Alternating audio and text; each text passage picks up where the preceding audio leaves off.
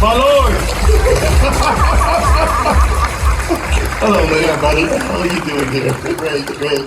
Wow, okay. There you Well, good go. morning, everyone. How you doing? Great. Wow. It sure is a privilege to be here. I did not expect this. And thank goodness it was a surprise, Joe, which wasn't easy to accomplish, I might add. Wow. I recall the first time I gave an award, a Namm Award, was 20-some years ago in Phoenix at the Philharmonic Auditorium. And it was to a good buddy of mine and a friend of all of yours, Mr. Doc Semerson. But today, I get to give an even more important remembrance. After 25 years, Wow. thank you. Joe has, most of the time, those 25, by the way, were President CEO, and he's done an absolutely marvelous job. Marvelous.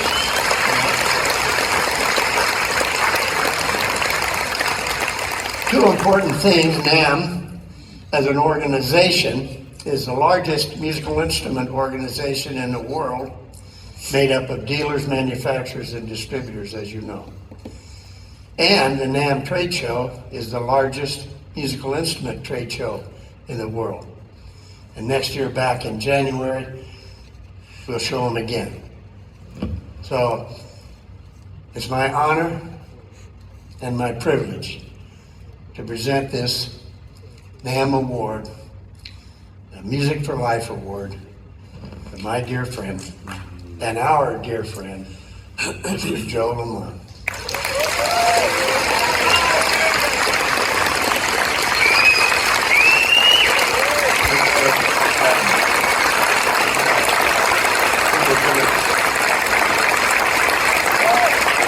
I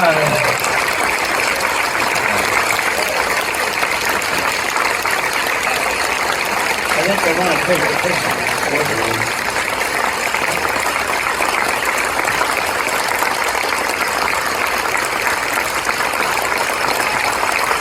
Thank you, guys. All right. Get out of here. Now you get out of your chair back, knuckleheads. Get out of here. Wow, thank you. All right, well, this is my last guest, and it's someone that has more meaning to me than he even knew when we talked this morning. But in my final Breakfast of Champions, I would think of no one better. He's the reason I became a musician and learned to play drums. I'm sure many others feel the same way. His music spoke to me in a way that no other music did. I love the British invasion. I just didn't relate to it. This music did for a kid from South Buffalo. When I was 10, my dad handed me a copy of Creedence Clearwater Revival's Green River and said, as dads do, play like this. He's an iconic singer, songwriter, and guitarist. He's defined an entire genre of music, and he's a living example of inspiration and character. For those reasons, so many more, I'm honored to present Namm's 2023 Music for Life Award to Mr. John Fogerty.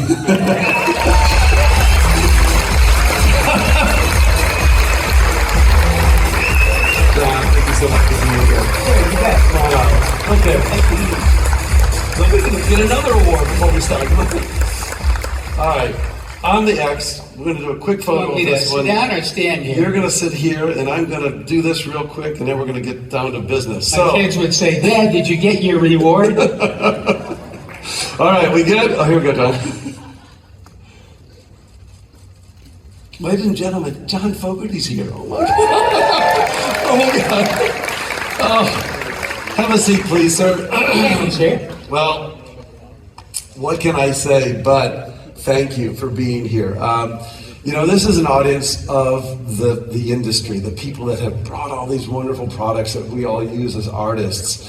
And so that's who we're talking about here. We're celebrating them. We're trying to leave them inspired. You've led a life of inspiration. And so I guess my first question is, there's so many takeaways from your career, but I'd like to actually go back.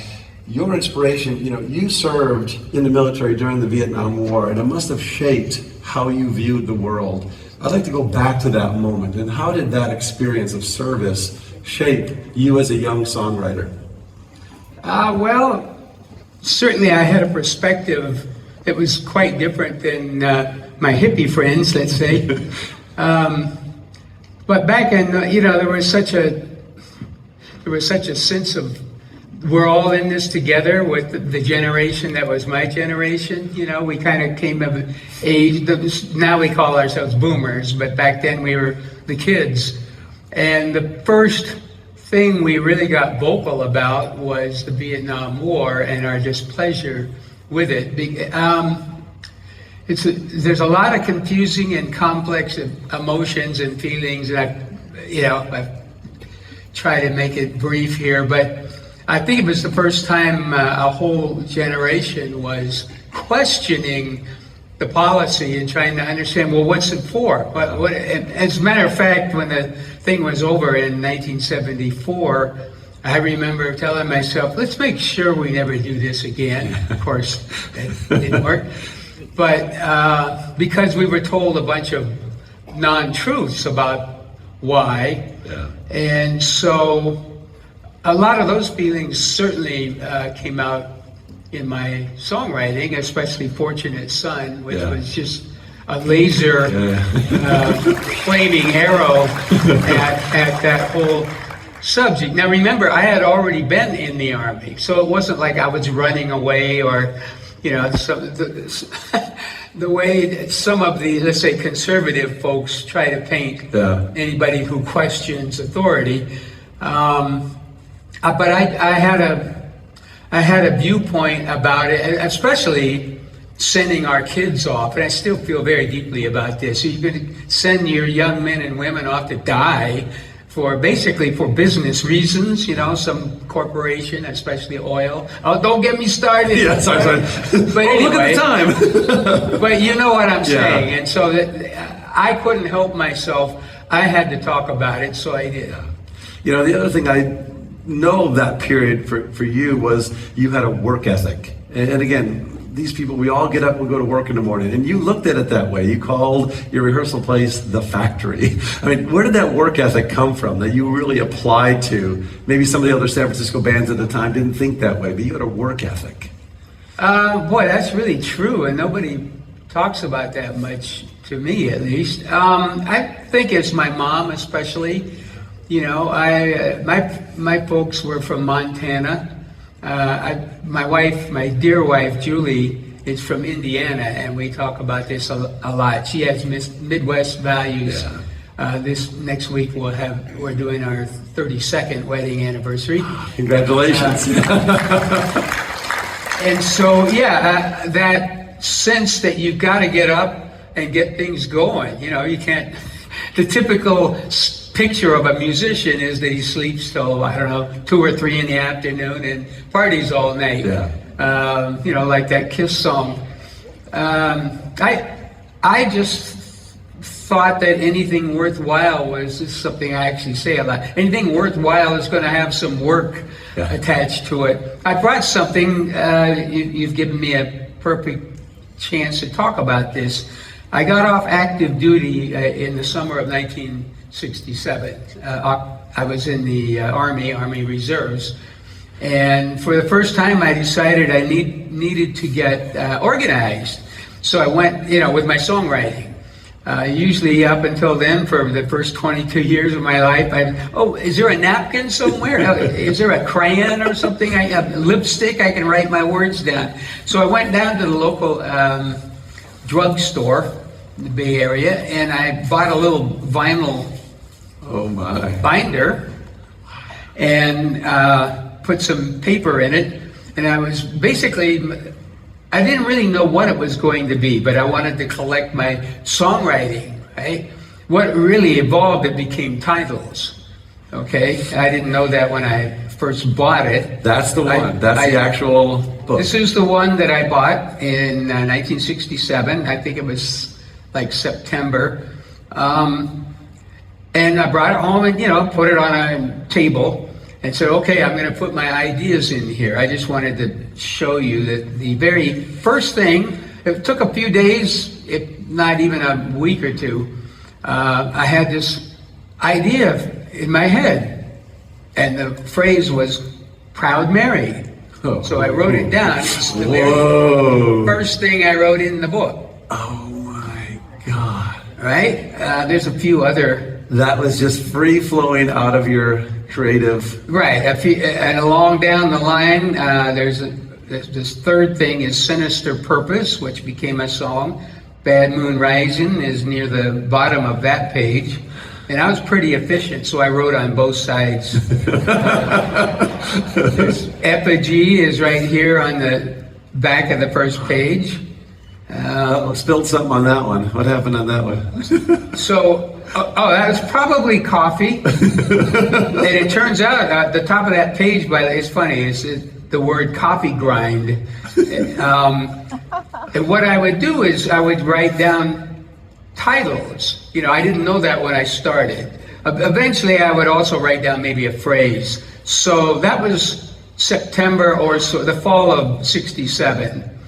So in about June of '68, I received my honorable discharge from the Army.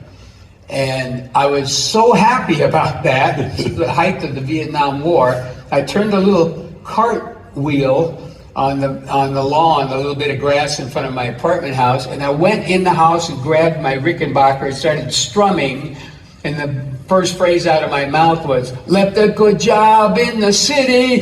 And so I'm doing these different things with the guitar, and I start to get some phrases together. Well, what is this? Well, it seems to be about a river and something, and wow, I better look in my book. So, by then there was probably only 3 or 4 pages with words on it, and the rest was, I've added more paper, by the way, over the years. But anyway, I look down here, and the very first thing is Proud Mary, and I'm writing this thing about, seems to be on the river, and I'm going to be going off to another world, and Proud Mary.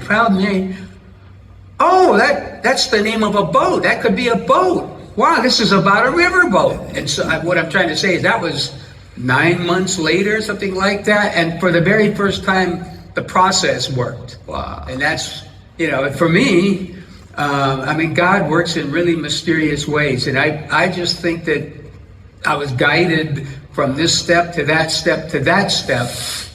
Also, I do want to express something. Okay, how many people in here were in a band in high school? Yeah, exactly.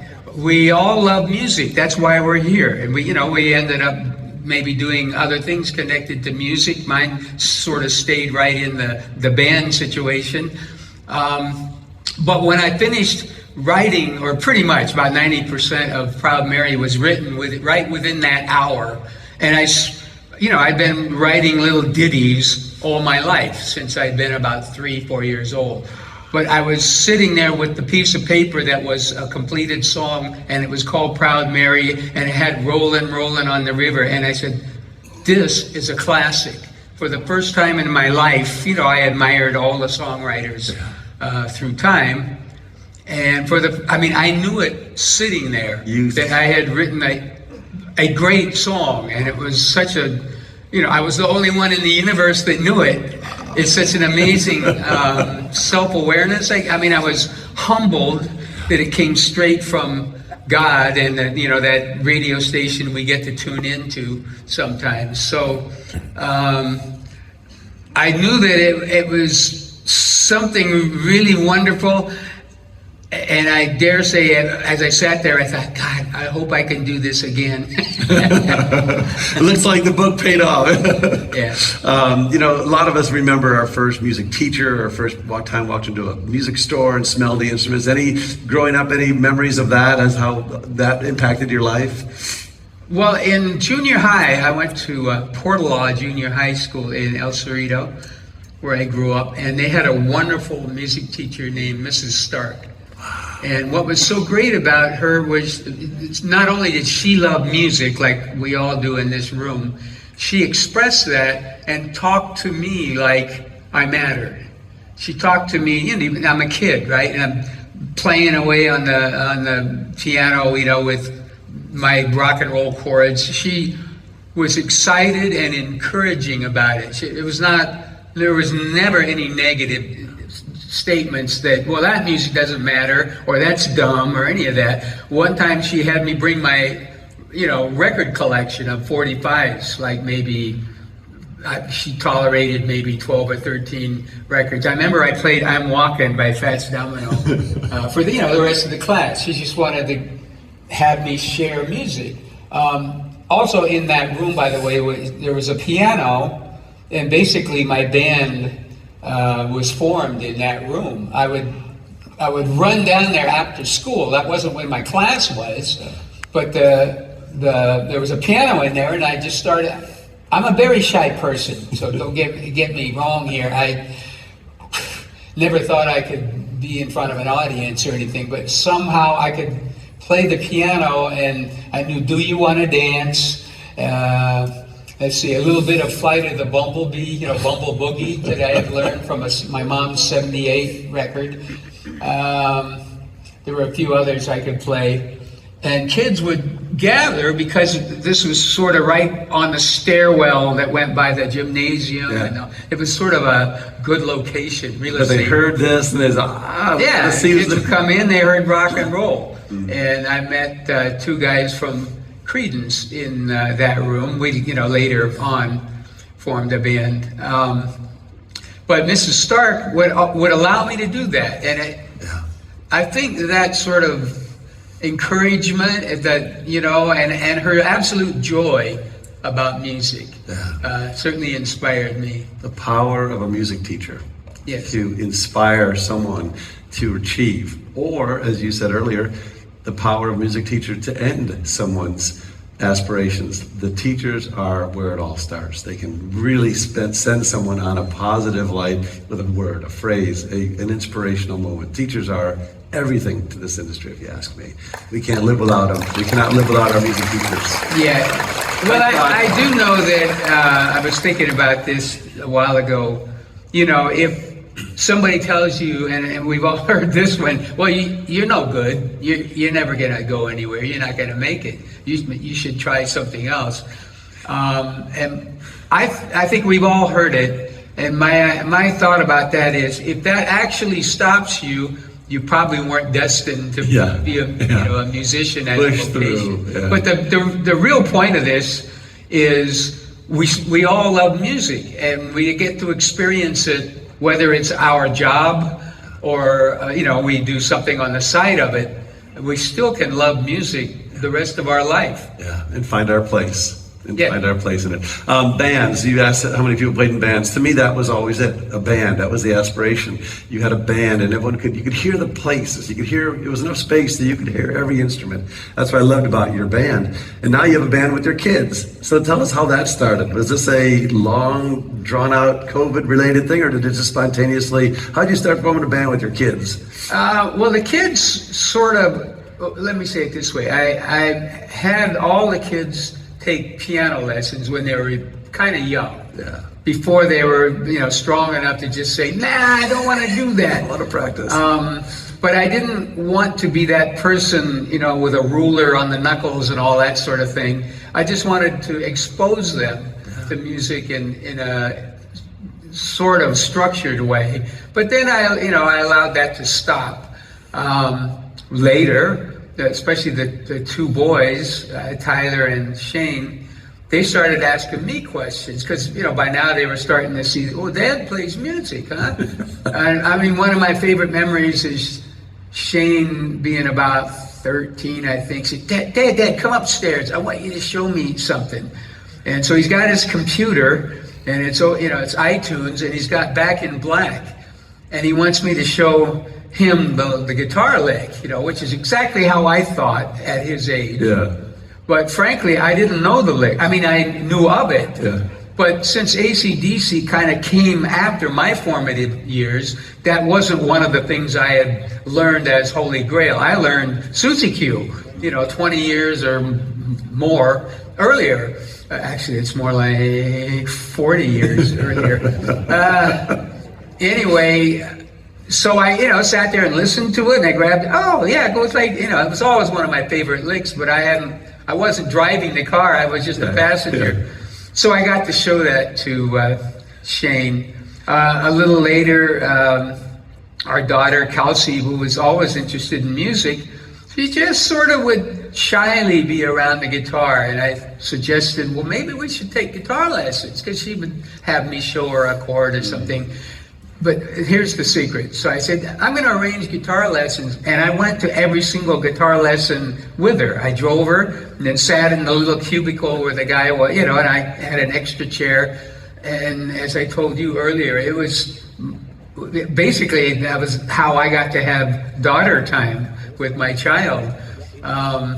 And she loved it so much. She started that, I think, about the 8th or 9th grade. She's now at NYU, and she's in the Gallatin program there, and has taken some music, specific music courses, but a lot of stuff like tech and media and publicity and those sort of things too, and the history of it. So anyway, you asked a specific question, and there I go rambling again. COVID happened, and we were all in lockdown. And my beautiful wife, Julie, who is full of inspiration and wonderful ideas. If I get to sit here long enough, you'll hear a few stories, but this was a killer. It was a great one. She said, well, you guys all play. Why don't you just all play together? And there it was right under my nose that I hadn't done anything with it. And so we sat down, the four of us, and started playing songs. Uh-oh. Fire alarm. That's the bell. They're trying to get me to end. I think it's time, yeah.